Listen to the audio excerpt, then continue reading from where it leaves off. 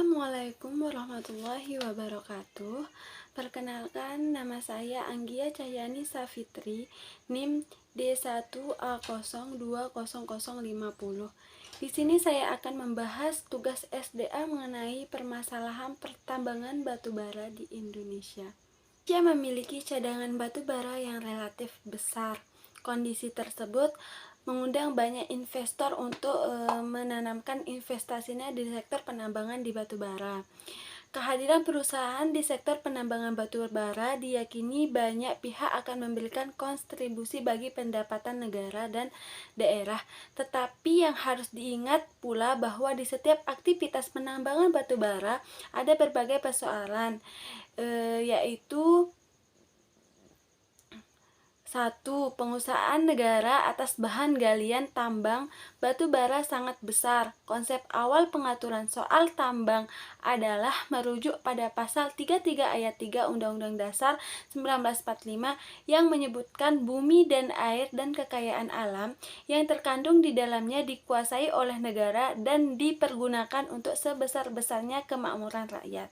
Sedangkan pada pasal 2 ayat 3 UU PA nomor 5 tahun 1960 menyatakan bahwa wewenang yang bersumber pada hak menguasai dari negara pada ayat 2 pasal ini digunakan untuk mencapai sebesar-besar kemakmuran rakyat dalam arti kebangsaan, kesejahteraan dan kemerdekaan dalam masyarakat dan negara hukum Indonesia yang merdeka, berdaulat, adil dan makmur. Konsep penguasaan negara atas bahan tambang juga diadopsi oleh Undang-Undang Nomor 11 Tahun 1967 tentang ketentuan pokok pertambangan.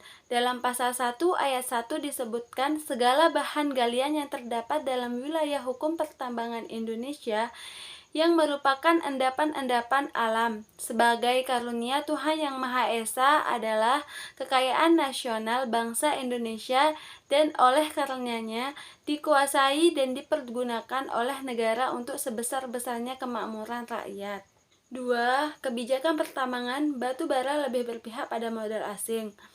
Pertambangan di Indonesia diatur dalam Undang-Undang Pokok Pertambangan Nomor 11 Tahun 1967, khusus pertambangan minyak dan gas bumi. Diatur tersendiri dalam Undang-Undang Nomor 22 Tahun 2001. Sejak Orde Baru, kebijakan pertambangan Indonesia memperlihatkan semangat kuat untuk mengeksploitasi pertambangan. Undang-Undang Nomor 1 Tahun 1967 tentang penanaman modal asing dan Undang-Undang Nomor 11 Tahun 1967 memperlihatkan arah kebijakan pemerintah Orde Baru yang sangat mendukung eksploitasi skala besar dan modal asing. Undang-Undang Nomor 11 Tahun 1967 jugalah yang menjadi rujukan pengaturan tentang pertambangan batu bara. Keberpihakan pemerintah kepada investor asing nampak pada pasal 5 Peraturan Pemerintah Nomor 25 Tahun 2000 yang menyatakan perjanjian dan komitmen internasional yang telah berlaku dan akan dibuat oleh pemerintah juga berlaku bagi daerah otonom. Ketentuan tersebut memperlihatkan betapa pemerintah sangat melindungi pengusaha asing yang telah menanamkan modal di Indonesia. Substansi pasal tersebut akan membahayakan bagi daerah, sebab apabila pemerintah pusat mengadakan perjanjian internasional berkaitan dengan pertambangan batu bara, maka akan tunduk dengan apa yang dilakukan pemerintah tersebut. Selanjutnya nomor 3, konflik kepemilikan lahan dengan penduduk lokal dan meniadakan posisi masyarakat adat.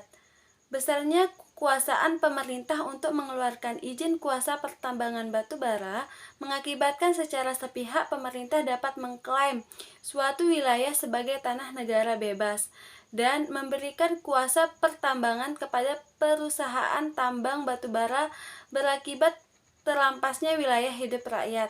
Hal ini yang memicu terjadinya konflik kepemilikan lahan dengan penduduk lokal. Yang keempat yaitu tumpang tindih lahan dengan sektor lain. Industri pertambangan batu bara merupakan industri yang lapar akan lahan atau tanah. Untuk menggeruk batu bara diperlukan ketersediaan areal tambang yang sangat luas. Yang kelima, pelanggaran HAM dalam penguasaan pertambangan batu bara. Penguasaan pertambangan batu bara memunculkan banyak konflik dengan masyarakat sekitar area penambangan. Yang keenam, ketiadaan konsep pencadangan energi. Kekayaan batubara Indonesia yang mencapai 38 miliar ton sayangnya tidak dikelola dengan benar. Perspektif yang dimiliki oleh pemerintah adalah menggali dan memanfaatkan sebesar-besarnya bahan tambang.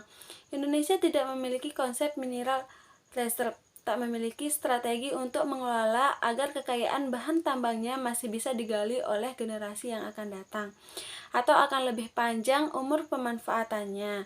Akibatnya, dimanapun bahan galian itu terpendam akan segera digali, meskipun harus dibayar dengan terjadinya kemiskinan masyarakat sekitar area tambang, kerusakan lingkungan, konflik dengan masyarakat lokal, dan lain-lain.